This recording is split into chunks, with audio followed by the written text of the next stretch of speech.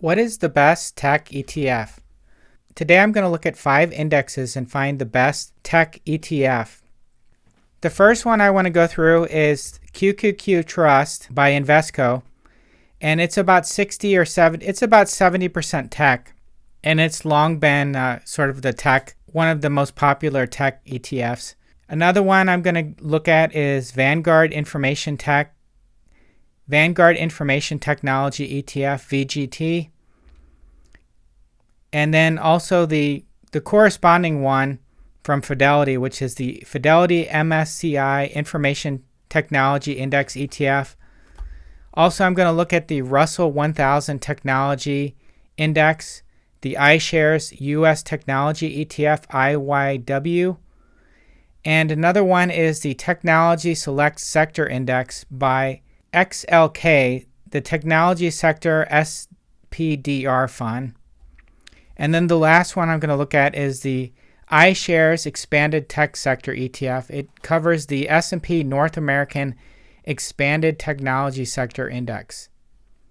And the ticker symbol for that is IGM. I didn't list all the tickers here. I listed one ticker for each index. Instead of the Fidelity one, I have VGT. I've left the Fidelity off of this because they're basically identical performance. And I also left off QQQM, which is almost identical performance. It's just a lower fee. So here you can see we have the 1-year return. This is the best one for the 1-year return. The least amount of losses was XLK, which is the one here in green. You can see it at the top here. So it lost the least amount of money. The one that lost the most amount of money was IGM, which is 15.51%. Now let's go to the 5-year. The 5-year return, XLK is number 1 at 109%. You can see it here in green. And Vanguard VGT is a close second. And you can see if you look at the chart, it's been at the top most of the time. So sort of neck and neck. And then at the end, XLK did a little better. But VGT has way more stocks than XLK has. The next one, the third place one, is IYW, 98%. And then the next one would be QQQ. It's been lagging the last several years compared to VGT. The dividend yield, none of them really pay much of a dividend. Here you can see the breakdown. 3-year performance. 3-year performance, XLK won. VGT was number 2. 5-year, XLK. VGT's number 2. And the 10-year performance, VGT's number 1. 401% return. Number 2 is IYW at 368% return. Third place is XLK, and then fourth place is QQQ. And then the last place is IGM. Here you can see the size of each. Assets under management. The smallest is IGM at only $2 billion. The largest is QQQ, which is $160 billion. The other ones the next smallest one is the IYW, and then VGT and XLK are around $40 billion.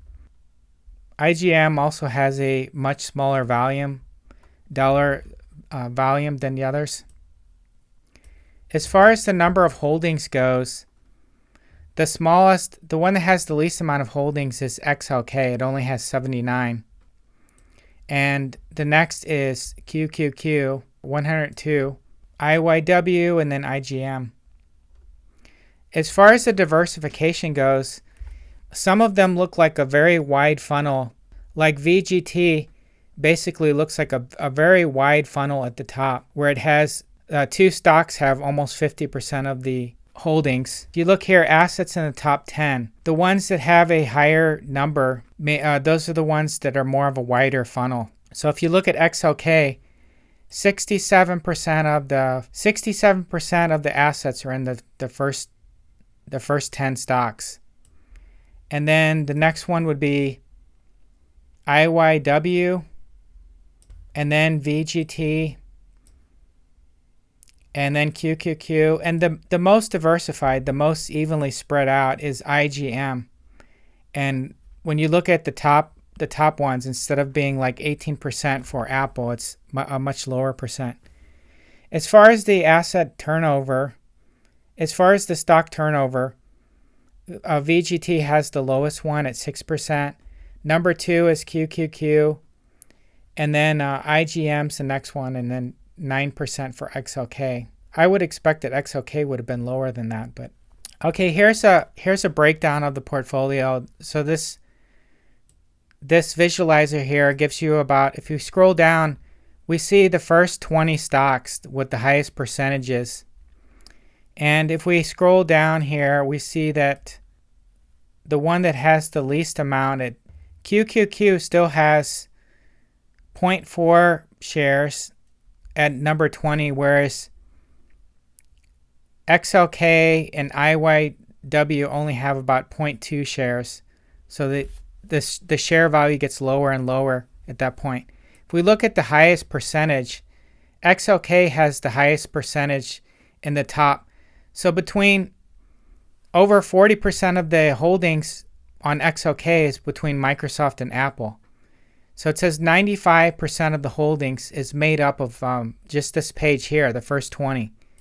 So the first 20 stocks make up 95% of the holdings. That means this is the least diversified. If you look at the lowest number, that means it's the most diversified. So the most diversified with the stock holdings is IGM. So this value is only 82% versus 95. So all of these values, when you look at the highest percent in one stock, the highest concentration with IGM is Amazon at 8.75%. And the thing that's interesting about IGM is Amazon is left off, is not considered a tech stock by most of these others, even though I really think it's a tech stock because they have the cloud, although it's considered consumer cyclical. But IGM has some consumer cyclical and communications.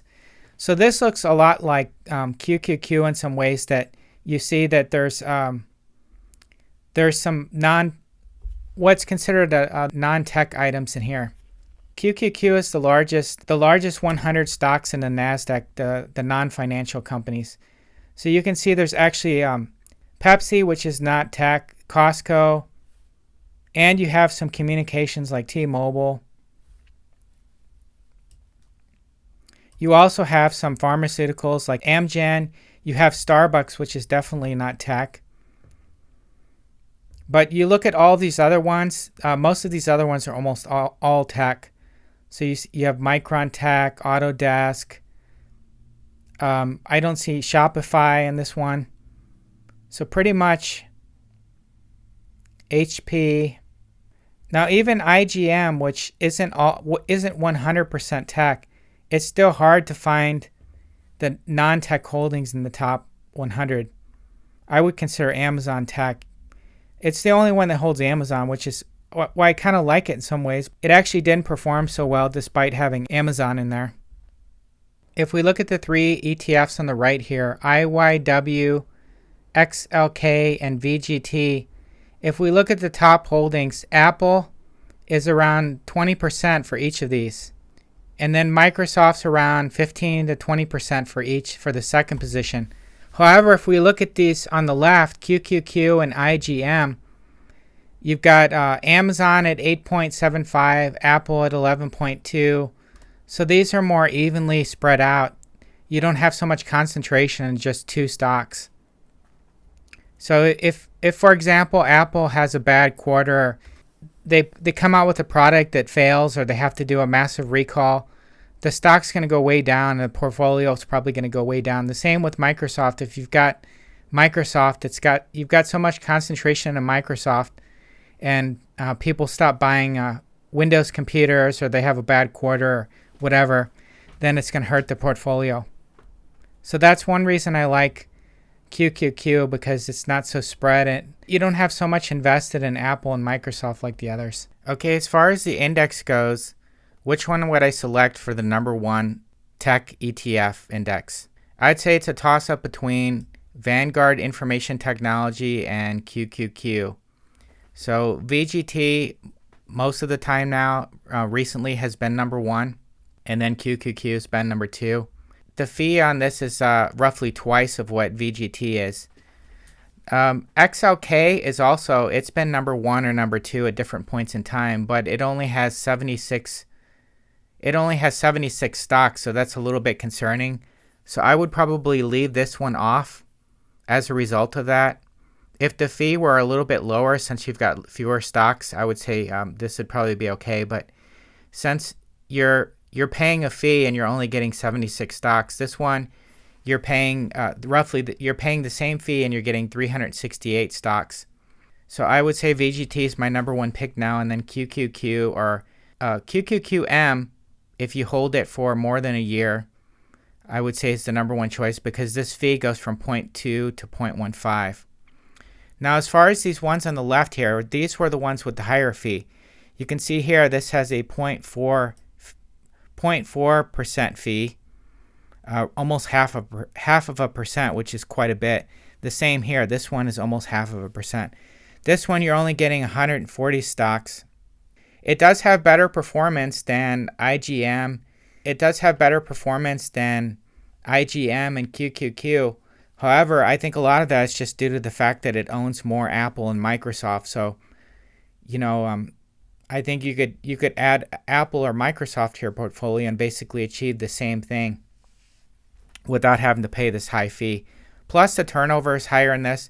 These fees, I think, are eventually going to take its toll on the portfolio at some point in time. So I would say for the cheapest one, go for the VGT. Go for this index here, VGT, or the Fidelity one, which covers the same index. And then my second choice would be, for long term, would be QQQM, or if it's less than a year, QQQ. Now, I did a comparison between QQQ and QQQM. Now, QQQM is relatively new, so you can see the chart doesn't start until around 10 of 2020. So we can't go back the whole way, but you can see that the charts almost match up completely. So over this period of time, you can see that QQQM returns 79% versus 75% for QQQ. So I would say for long term, go for the QQQM, because you've got a 0.05%. You've got a 0.15% expense ratio versus a 0.2 with QQQ. I did a comparison here between Vanguard VGT and the Fidelity equivalent, which is FTEC. Fidelity is in black, Vanguard is in blue. As you can see here, over this 5-year period, Vanguard has outperformed Fidelity almost all of the whole time. So you've got around 98 versus 97% return. So I would definitely go with the Vanguard VGT.